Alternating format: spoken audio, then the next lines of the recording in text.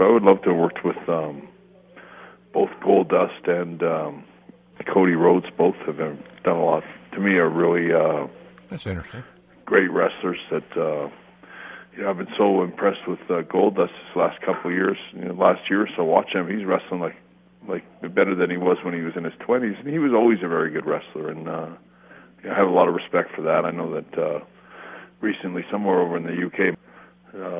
Both the brothers had a match against each other that I heard was tore the house down, and was one of the best matches anyone's seen in a long time. And just things like that make me two guys that again are two different eras, and one sort of touched my era, was involved in my era. And Goldust would have been a guy that I always thought never quite got his break when he was in his prime back when I was there. It would have been nice to have to have squared off with him a little more than we did anyway. They have both those guys have great instincts. I think that not every second or third generation guy has automatically, you don't just will because you're a son of a wrestler, great instincts. All men aren't created equal, and especially in the entertainment or athletic field. But both those guys, Dustin and Cody, both have really cool instincts. I think they really have. They're natural at. I don't know what they could do that they would do better than wrestle. And I'm sure there are things, but you know what I mean. They just seem to have a natural instinct for what it is that is pro wrestling.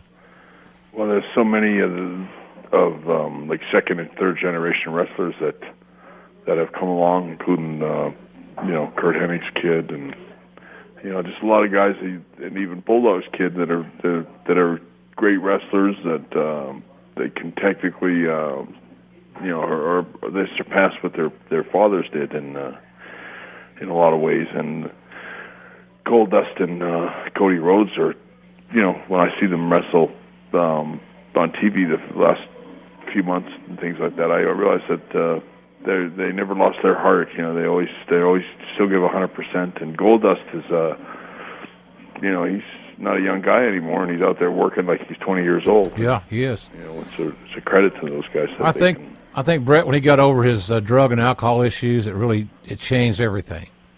And you and I both have seen enough guys that were great in-ring talents, and on a given day they could be as good as anybody, but too often they were prisoners of a demon of some sort, and once he got those shackles off of him, he like you said, it looked like he never missed a beat. He got right back in the groove.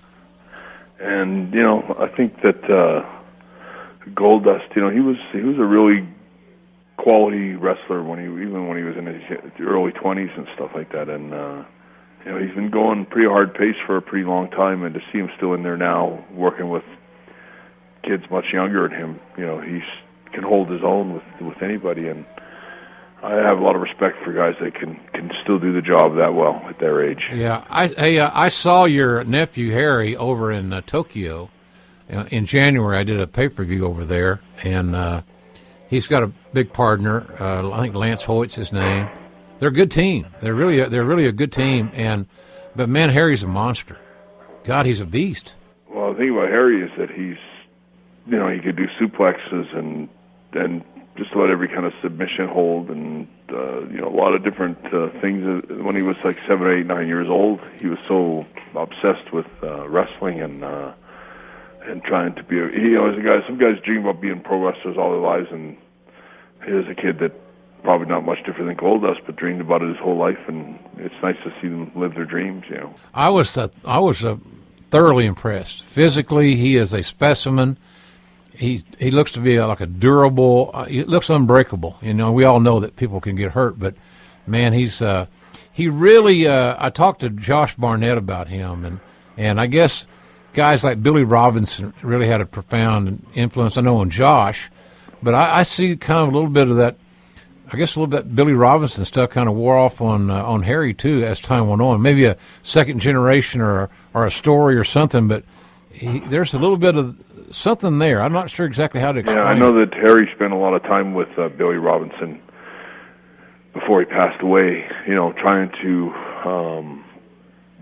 learn all he could he was extraordinary, man. He was this kid Neville that works in WWE now kind of reminds me a little bit of Dynamite. Yeah, he's really good too. Yeah. Yeah, he's a little powerhouse. You know, he can do everything. He reminds me a lot of Davey and Dynamite. Both he has similar kind of stature, and he's a great little worker too. And he talked about up and comers. There's a guy right there that might be one of the big stars.